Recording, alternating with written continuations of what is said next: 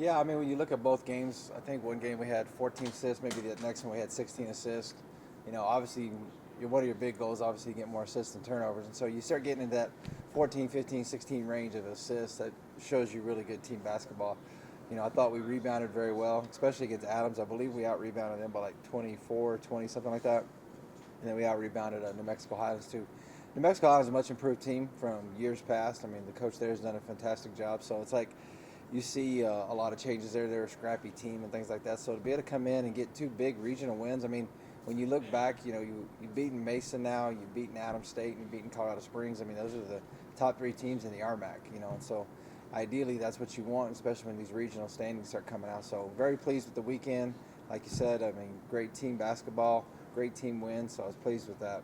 Even, I would say much improved from last year on the defensive front as well. I obviously wasn't here, but looking at the overall stats, only allowed 8 points in that third quarter against New Mexico Highlands. So able to kind of get it going offensively. You talked about, assists and things of that nature, and then how's that defensive front really improved? We're getting better. I mean, there's one particular area of our defense that we're still looking to improve on is our ball screen defense. We feel like we got to get better at that, and that's something that we will get better at for sure. But overall, defensively, we've been getting better every game. Like especially in that second half, like you mentioned there against Highlands, came out in that third quarter. Our kids were really focused. We got a lot of, one thing that we chart is deflections. We got a lot of deflections in that third quarter. And so that's one thing that we like to see because that shows your activity on defense and stuff. So. But overall, again, defensively, we're making good strides at getting better every game.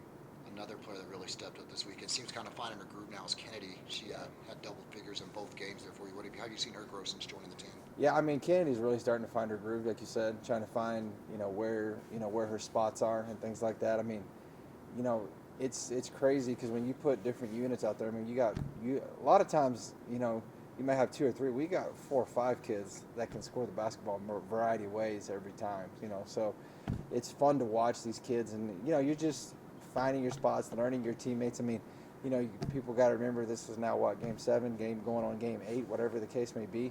I mean, that's just 8 games of very quick, trying to learn your teammates and stuff, and so because she's obviously been somewhere else these past few years, so.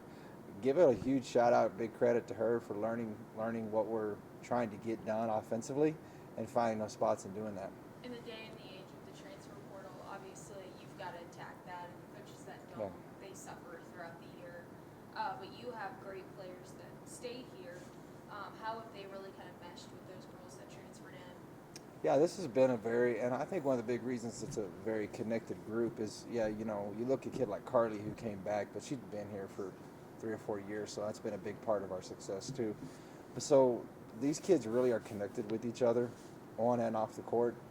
There's not one kid that doesn't have each other's back. I mean, that doesn't always happen within a team dynamic, and so to be able to watch that with this group and see how much they care for each other, like a lot of times we can overpass with our team, and that's one thing we always try to tell our kids is like, hey, you have a great shot. You take it. I know you're wanting to get your teammate involved, but that's a great shot for you. So really trying to get them. Sometimes it's not necessarily always being unselfish, but maybe a little bit selfishness there because you're a great shooter and that's a great shot for you.